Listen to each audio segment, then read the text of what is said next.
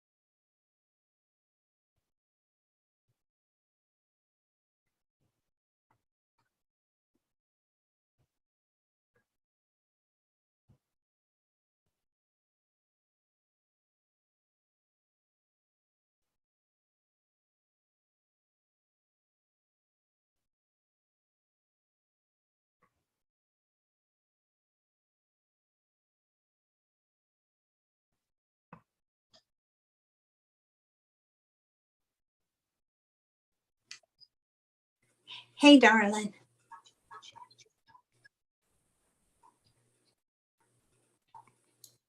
Okay, we are live. We're showing this video. So if you want to chat, we got to do it in the chat room, okay? We're live. We're showing this stream starting soon because we're starting soon. Go to the chat.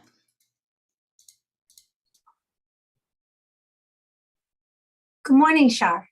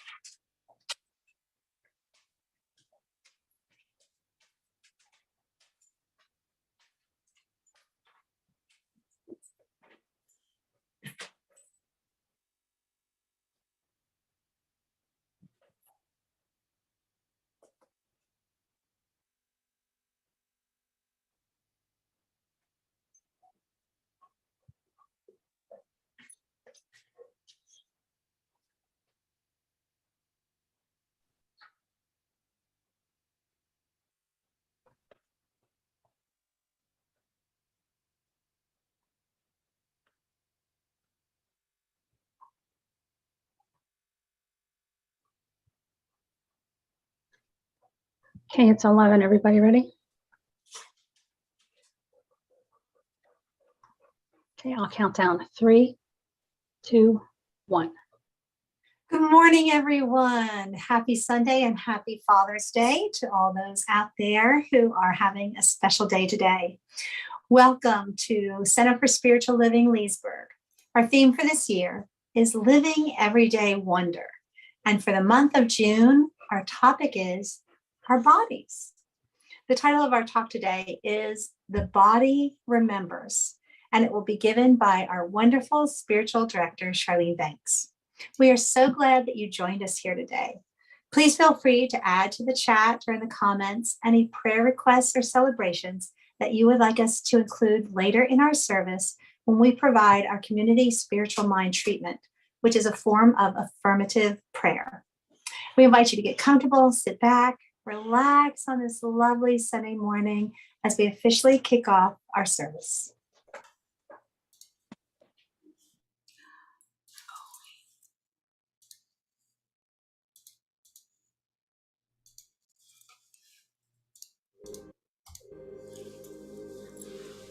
Please join us as we create our sacred space. We set our intentions of deepening into our awareness and practice of our 5 pillars of spiritual living by lighting this candle in our virtual world. Our first pillar is sacred study, represented by the divine quality of truth. We use this pillar to recognize the importance of an open mind and the power of our minds. The second pillar is affirmative prayer, represented by the divine quality power. This pillar honors the power of prayer in our daily lives.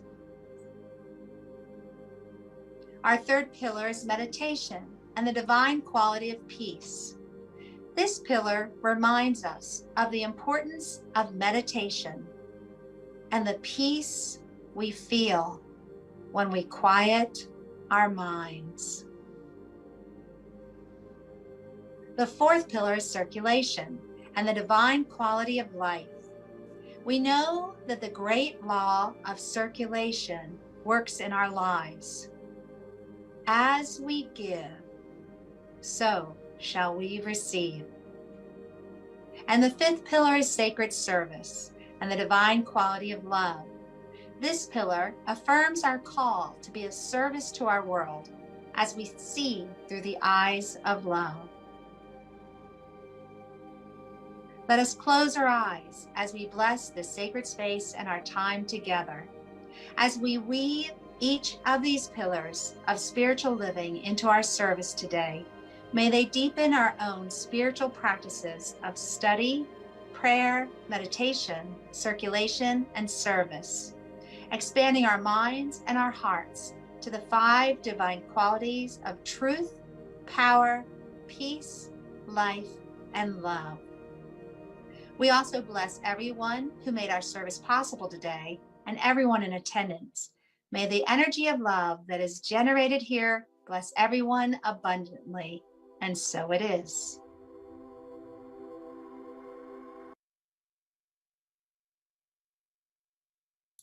Yes, and so it is. Thank you, Tamara, and happy Father's Day to all those fathers out there. Hey, Dad, happy Father's Day.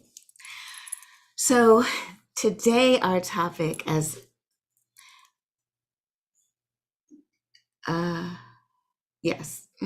don't know what that, I have some weird things popping up on my screen. But anyway, so today our topic is the body remembers. And I love that what Tamara did introduce that. But what I love about this topic is that it encompasses all the things that we are celebrating today. We're celebrating Father's Day. We're celebrating Juneteenth. We're celebrating the summer solstice, all in sort of the same couple of days. So I would like to anchor us in some meditation. And we're just going to get into our bodies and feel our bodies before we invite Soul Pajamas to sing us in. So just if you feel comfortable, just get into a relaxed position. And if you're comfortable closing your eyes, please do so. And a nice deep cleansing breath into the belly and out through the mouth. Just allowing our shoulders to relax, allowing our jaw to unclench and our tongue to float softly in our mouths.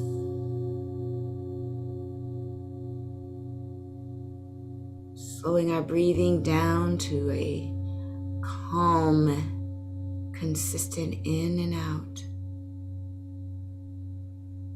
In and out, allowing all worries of the day to just roll off,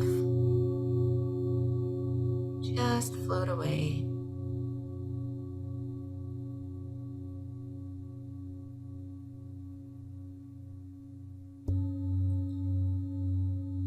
We are here, right here and now. We are present to the very moment, each and every breath. We're present for it. Anchoring into our bodies, I'd like us to focus on our feet. How do they feel?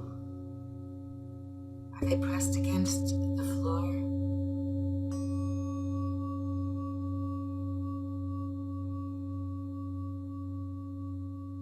Are they supported by the ground below you? Perhaps they're folded underneath your legs.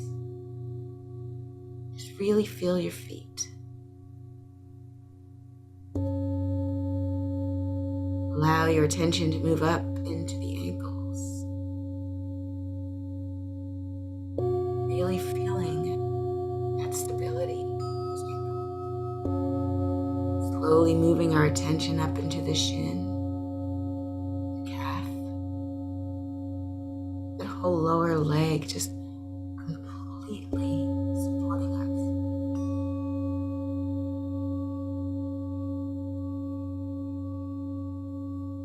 As we continue to breathe deeply and smoothly, we draw our attention to our knees, our beloved bendy knees.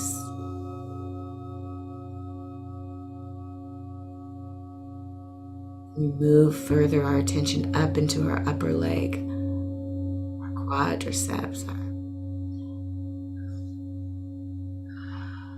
forget the name of the front of the thigh, but that part.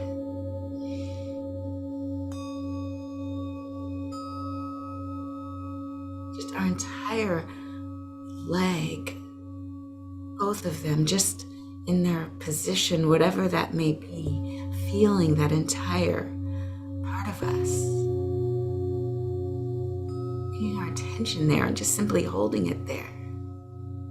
In gratitude and in connection. We bring our attention up to our hips, our pelvis, our sits bone, where we connect our bodies to our chair or cushion. Another point of stability. Bringing our attention up into our abdomen, our solar plexus, up into the heart area, our torso. Really feeling into that body part.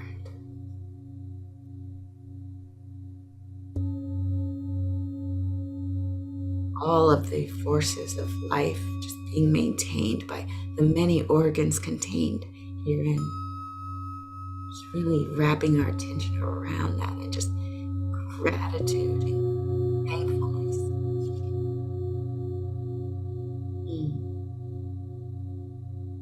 Moving our attention up into our shoulders, our upper back, down each and every one of our arms, both of them, just moving our energy in and in gratitude for our biceps, our triceps, our elbows, into our forearms, and into each of our hands.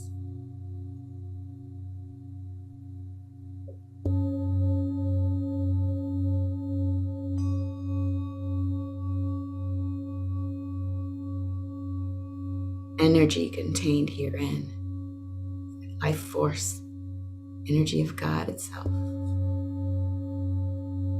We continue our journey up into our neck and into our throat, and then into our entire head, allowing our attention to just know that this being, this body that houses our spirit right here, right now, is divine. It is connected. It is here for us.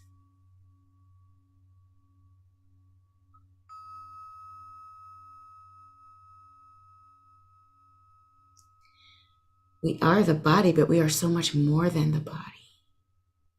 We inhabit this body, and we are so much more. In fact, I'd like you to take your attention now and extend it to the field directly around our bodies, just that 2 or 3 inches of energy that is around our body, knowing that that too is where we inhabit. In fact, let's push that perimeter out 1 foot away from us. We are encased in that golden orb, that energy that is us, that is contained not only in our bodies, but around our bodies. Push it out another 2 feet, for it is in the belief system of many that our bodies and our aura are about 3 feet out of our physical self. Our auric self is about 3 feet around us. So just know that this accompaniment, this encasement of our energy, of our soul, our spirit, our entire being, that we are part of the divine. It is as us, in us, through us, can never be separate, has never been born, shall never die. This is who we are. And in gratitude, I give thanks for this awareness of who we really are, knowing that at any time we can return back into this orb, this encasement of energy and power that is who we are. I invite you to wiggle your toes and your fingers to return back into the room and gently opening your eyes. I'll stop sharing so we can welcome the soul pajamas onto the stage. Good morning, Leesburg. This is a beautiful song from Claudia Carawan, and it reminds our feeling body about who we are.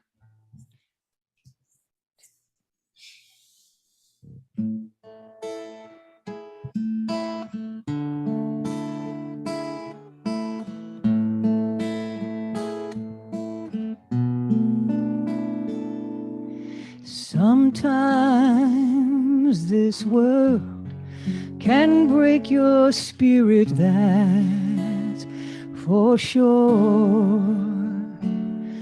Comparisons and doubt will leave you feeling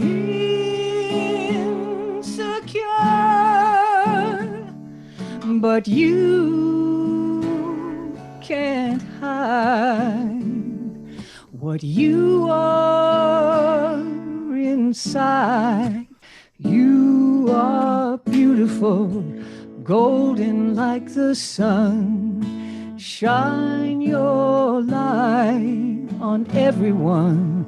You illuminate the night like a morning star.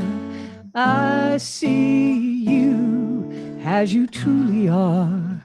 You are beautiful.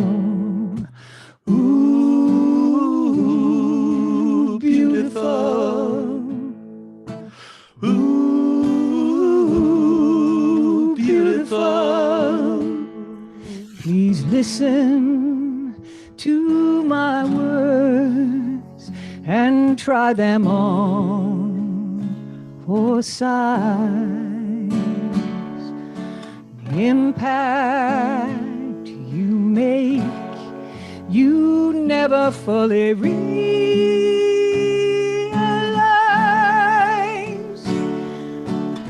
You can't hide what you are inside. You are beautiful, golden like the sun. Shine your light down on everyone.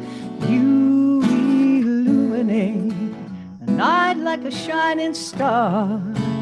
I see you as you truly are. You are beautiful. Ooh, beautiful. Ooh, beautiful. You are so beautiful. Beautiful. You are so beautiful, so beautiful to me. Beautiful. You are so beautiful, so beautiful to me. Beautiful. You are so beautiful to me.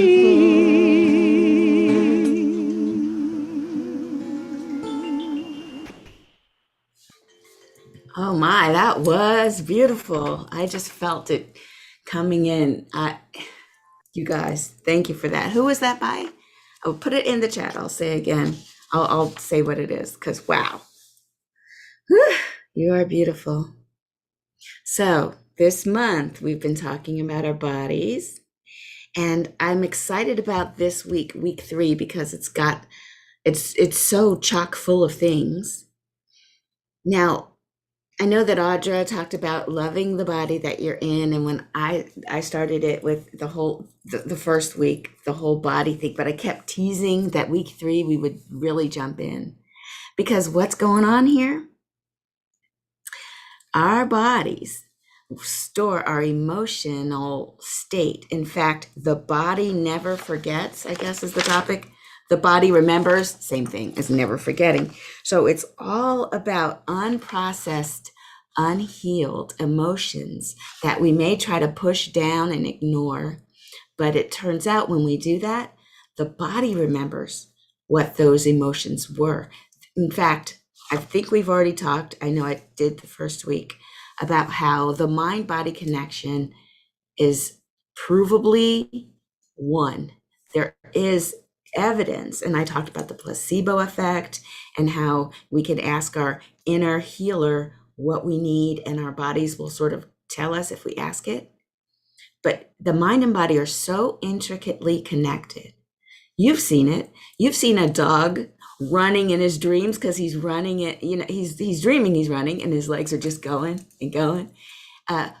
We can't tell the difference between what's real and what's not real. Our brains signal to our bodies to react, and you've seen it anytime you've seen the flight or fight or freeze response.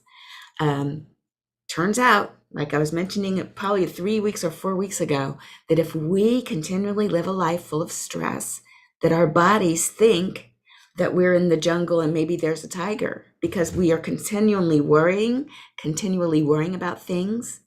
And when we worry, the emotion of worry creates certain secretions of certain chemicals in our bodies. Our glands secrete these chemicals, which tell our bodies, oh no, there's danger. So our heart rate rises, our breathing gets shallow, and we start to behave. The body thinks and behaves as if there's an immediate threat. Only problem is it's hard to sustain that without causing damage to the body. We're supposed to have that stress response in moments of stress, not during weeks of stress or months of stress, or how long has COVID, the decade of the last 2 years of COVID, right? We're not supposed to be this stressed out. And so when we create these emotions, that emotion causes bodily reaction, which causes some disease and some pain. So a couple of weeks ago, I mentioned how two people may have the same disease, but the illness is how they react to that disease. So, for example, I think I mentioned this, how, two people may both have been paralyzed in some way, but one of them, they come in the room and their smile lights up the room and everybody feels better because that person was there. That person, their illness has not taken over. Their illness is how we perceive the disease. The disease itself is fact. Illness is how we respond to it. And that person who rolls in with the wheelchair and lights up the room doesn't really see herself as super ill. It's just, well, I've got this disease. Sure, I need a wheelchair, but how are you today? And look at my plans, and how, they're just so bright about it. Whereas another person may have that same disease and take that illness into a level of, oh my gosh, life is so bad. And they're just really down about it. And they, you've been around people who can bring the whole room down. And so how we respond to situations is stored in our bodies, and our bodies remember the trauma. So what does that mean for those of us who've grown up in let's start with family, because it is Father's Day. And thank God a lot of the fathers out there take on the job. They understood the assignment and they do a great job raising their kids. Shout out to the dads who are involved. They ask those questions, they pay attention, and they even come like my dad did. It's so funny. I almost got into a fight at school, and my dad went down to the school looking, making sure that I was okay. Is there any fight happening? I was like, Dad, What were you going to do? He's like, I don't know, but I just had to check to make sure you were okay. I mean, those dads that are always around and are always doing their best. Now, they're not perfect, obviously, but they're always doing their best. Shout out to them. Now, what about those dads that they themselves were raised terribly and they themselves possibly are unskilled? What about the trauma of growing up in such a family? If our bodies remember, how is it? How do we even survive such tragic traumas that many children go through? From abuse to neglect to any of that. I can mention them, but we've all been here for a while. We know these types of trauma that can exist. Well, what happens is the body remembers the pain and the trauma, even though the person may have pushed it down. Many therapists, especially Dr. Rossman, who I've talked about all month, and a couple of other doctors that have written books that I've been reading, they've said that typically the trauma that has been pushed down and ignored will rear its head in certain situations. It will show up as compulsive type of behavior, addictive type of behavior, anything that causes the avoidance of being present and listening and stopping and just being still. Because what happens is if the person is still, then they might remember something and they might be triggered, and that's uncomfortable. So they'll get up and go do some more things. Unfortunately, such people like ourselves, all of us have been here, will go into a situation that's normal and then have an abnormal reaction, a reaction that's too big for the stimulus at hand. For example, anyone who has not been abused by a man, I don't know, sexually abused, would walk down a street and see someone coming toward them. It could be an alleyway, it could be just a lonely street in the twilight hours, and there's a man walking toward them. Anybody who hasn't been abused would simply see that there's a man walking toward them.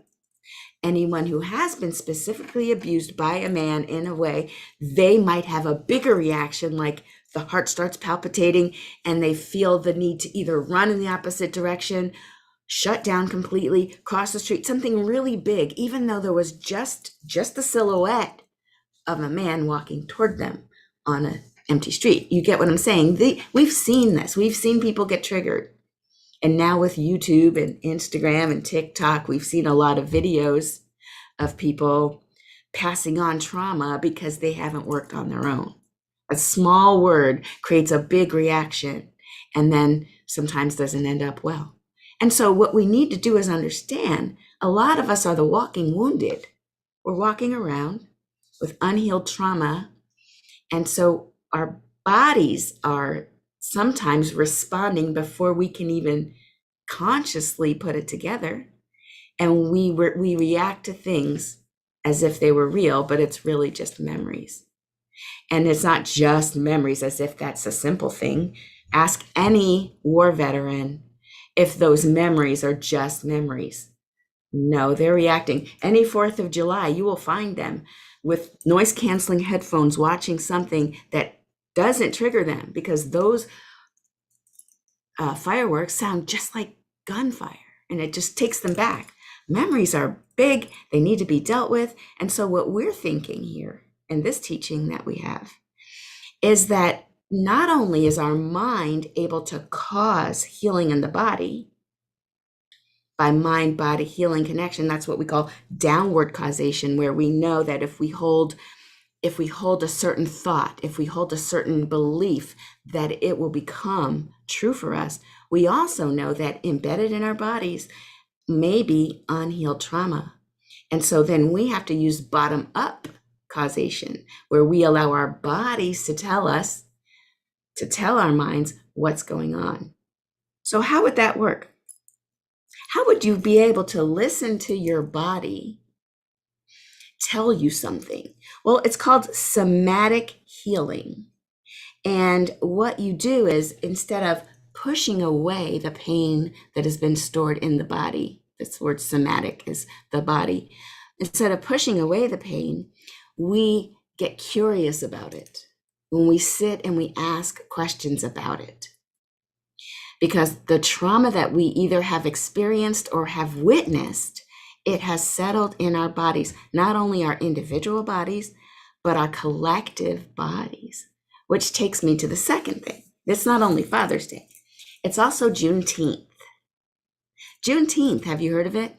It's kind of a cute name because it's supposed to be June 19th, but that's no fun. Let's just call it Juneteenth. What is the significance of June 19th? Well, on June 19th in 18 something, I'm terrible. I didn't take notes. But that's when Abraham Lincoln did the whole Emancipation Proclamation thing and said enslaved people are now free. Unfortunately, the news didn't make it to Texas for 2 years. Now, we know this, that the people who were benefiting from the enslaved wouldn't be so quick to pass the memo on, oh, by the way, you're free.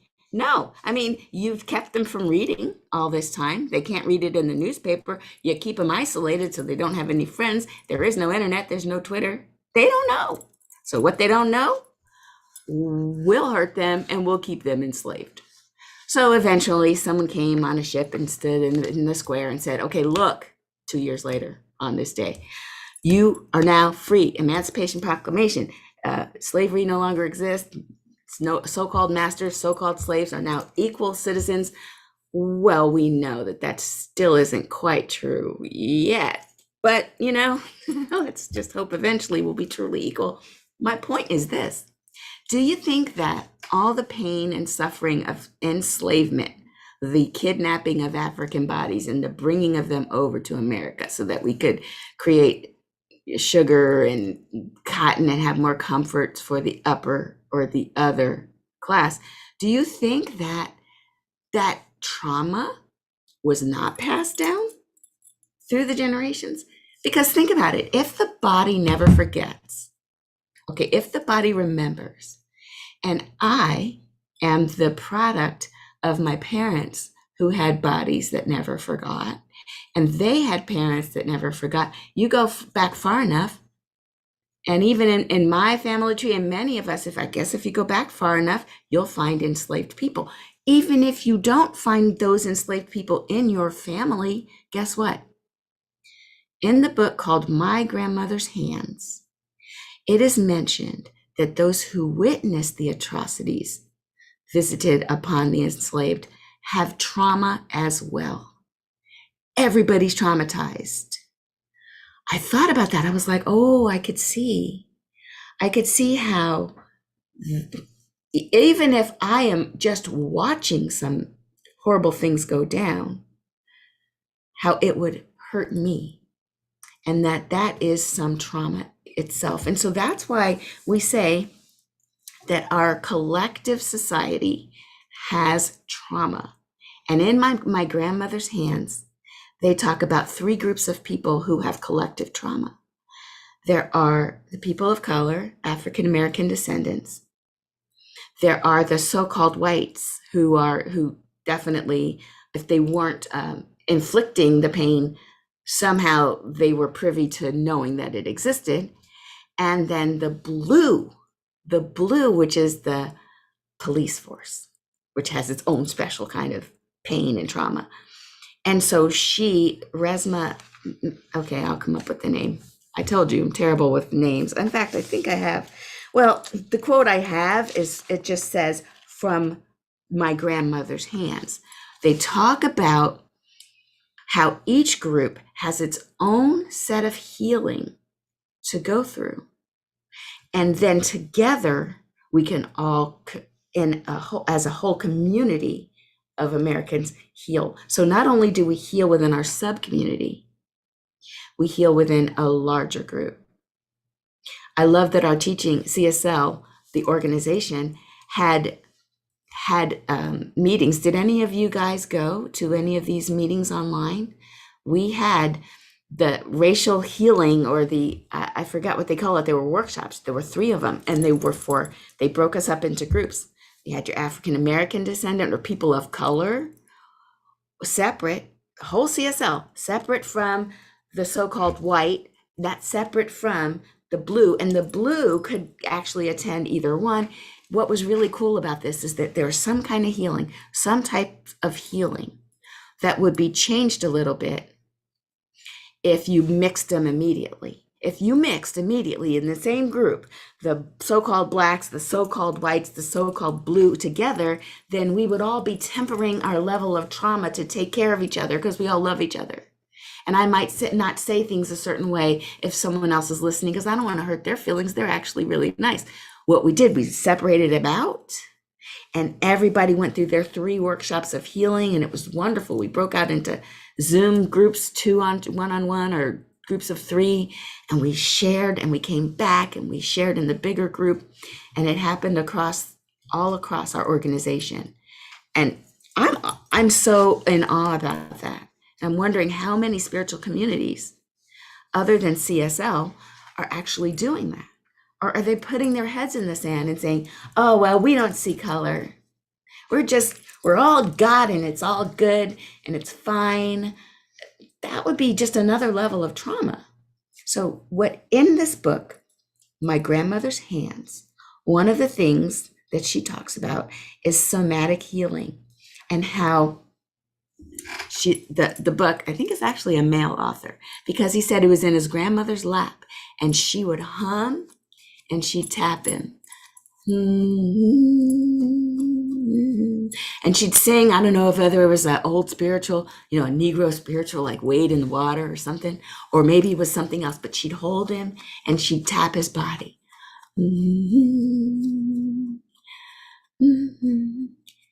And that became one of the lessons, one of the ways in which we can heal ourselves. One of the suggestions in this book was to go within and come up with a time that's really painful for you, and then tap on your body, rock back and forth, and hum. And I'm getting chills now because it totally works. I didn't realize I needed to do that till just now. Oh, just see if you could do that now. Just breathe in and just, if you're willing, just tap on your chest and just hum a little ditty. Just knowing that it's all okay.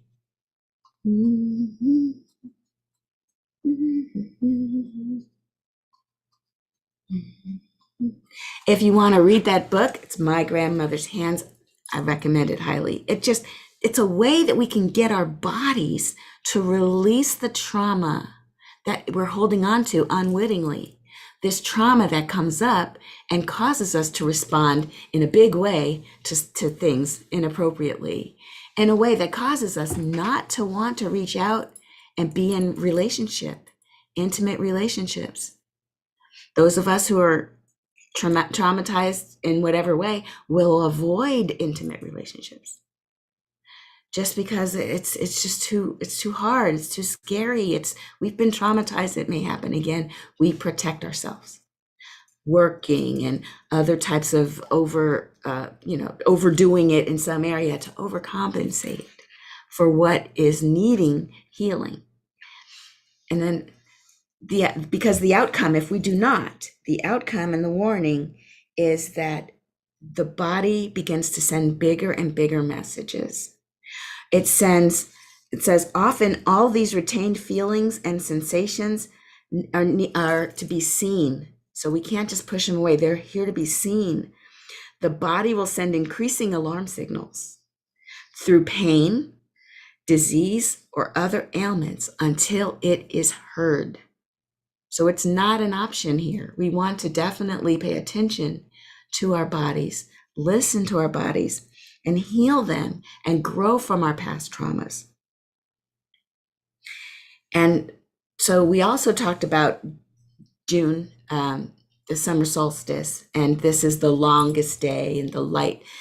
It's interesting how bright and how long each day is. In fact, I was up in Martha's Vineyard for the last 10 days, and the sun is extremely bright, on and popping at 5:16 a.m., like blaring in my face. And I'm like, I didn't realize, I had to get one of those things that cover your eyes. I didn't realize the sun was like on at earlier than 6. And I'm thinking, at my house, is it like this? Is it the room I'm in? Is it facing a certain direction? No. And I looked it up because I'm a geek, and I found, sure enough, the further north you are, the earlier the sun, because of the tilt of the earth and the rotation at this time of the year. But oh my gosh, really, really bright. So what is it about this part of the year? The longest day of the year is what? Tuesday, June 21st. And remember, December 21st, we had our shortest day of the year. And we talked about how we had so many festivals of light because of the just age-old traditions of celebrating light, because there was not so much of it at that time of year. Well, now what do we do? What is our celebration on summer solstice? Well, it is the longest, Tuesday is the longest day of the year. And when we think about light, we think about the divine just descending upon us. We think Jesus is the light, right? We learned when we were little kids, this little light of mine, right? I'm gonna let it shine. This is about allowing our innermost, whatever it is that we are, that is precious to us, whatever gift we came here to deliver to the world, allowing that to shine, and not allowing any of the past traumas, any of the things that we may be, turning away from or trying to avoid, not allowing that to diminish our light. So if there's no other reason to get rid of or to deal with and heal the trauma that the body remembers, if there's no other reason, let this be the reason. Because if we don't, how can we be that light, the light that shineth in the world for every man, woman, and child to see? We are those beacons of light. And so it is up to us. In fact, Gary Zukov says, at the summer solstice, all is green and growing, potential coming into being, the miracle of manifestation painted large on the canvas of awareness. That's the activity of ourselves, shedding the darkness of previous trauma, shedding the fear that may have been handed down to us and the pain that it may have been handed down to us, and allowing our fullness to show. So it's also LGBTQ Pride Month. I don't want to go without saying that. We celebrate all of our brothers and sisters, no matter their sexual orientation or what gender they identify as, because each and every one of us are here on purpose. It's not a mistake. It's not anything to be healed. We don't have to go and pray the gay away. We don't believe in any of that. We are here exactly as we were meant to be. And so we celebrate all 4 of these things today. And let's go into prayer. I am so grateful that I know that I am one with the divine and there is no separation. There can't be. Because if God is all there is, if the divine is in everything, then there's nowhere that the divine is not. There's nowhere I can go or I wouldn't be right there in the presence of the divine. And so I know this is true for me, and I know this is true for each and every one of us, that we too are all one. We're together yet unique. We are one, yet we're unique. And in our uniqueness, that's where the divine shines the brightest. In our own special ways, I know that we are fabulous. We are beautiful, as the song says. And so I speak my word for any place where there's a belief in limitation or an experience of illness or dis-ease. I know that right there too is the perfect pattern for wholeness, the perfect pattern for wellness and health. And so as we become more and more aware of our divine heritage, of our divine nature, that anything unlike it will just fade away. Any ideas of not good enough, too poor, too light, too dark, not old enough, too old. All those ideas fade away into the nothingness, into the falseness from which they came, because there's no principle supporting that. There's principle of love, of harmony, of peace, of beauty, of abundance and health. That is the divine pattern, and it replicates itself in all things. And I know for everyone right now that their lives are continually improving, always becoming more, never less, of who they truly are. With this awareness, I give thanks.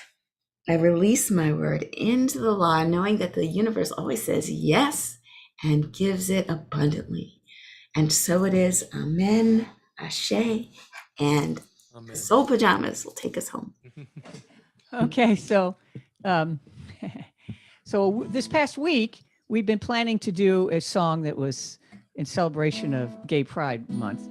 Well, then last night we decided, no, we're going to do this song that's about feelings and, the perspective on your lifetime of feelings. And then 10 minutes ago, we said, no, we're going to do this song that fits better with Juneteenth. So here we are. We'll see how it turns out. This is by Jan Garrett and J.D. Martin. It's a great song.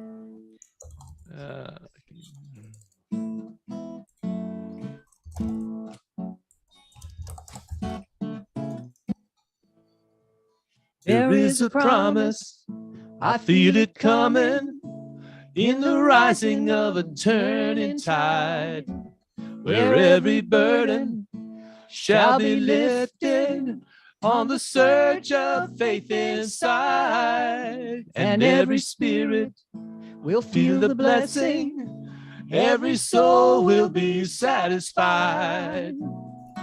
We are rising higher, higher in this turning tide. We are rising, rising in this turning tide. We are rising, rising in this turning tide. I hear the music in the madness. I see a vision of a brighter day. I draw compassion from our sadness and fuel the fire for a better way. I put my money where my mouth is. I get on board the freedom ride. We are rising higher, higher in this turning tide. We are rising, rising in this turning tide. We are rising, rising in this turning tide. And so the promise becomes the present, and the future is opening wide. We are guided, we are gifted, we are lifted up inside, and nobody can do it for us. We sing our own hallelujah chorus. We are rising higher, higher in this turning tide. Yeah, we are rising higher and higher. 2, 3, 4. In this turning tide. In this turning tide.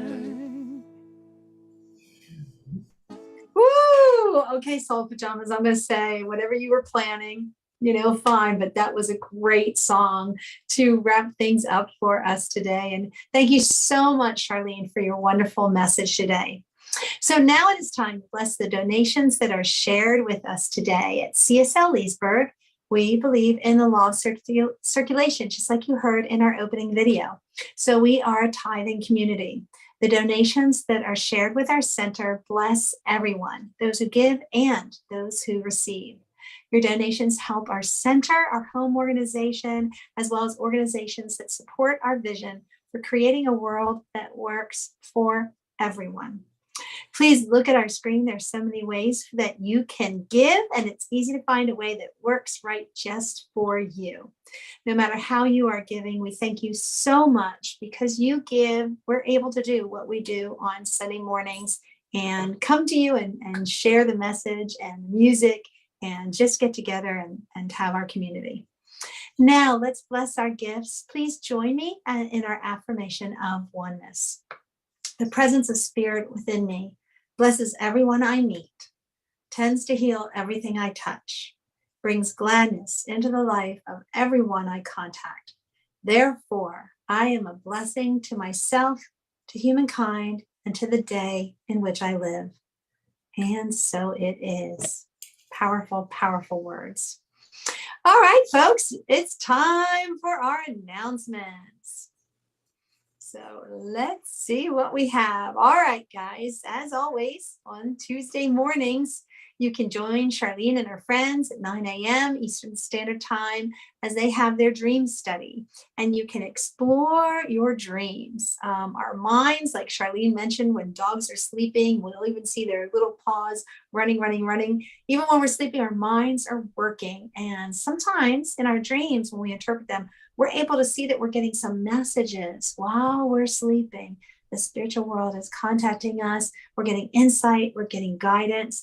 And that's what they do on Tuesday mornings. So if you're able, please join Charlene and her friends.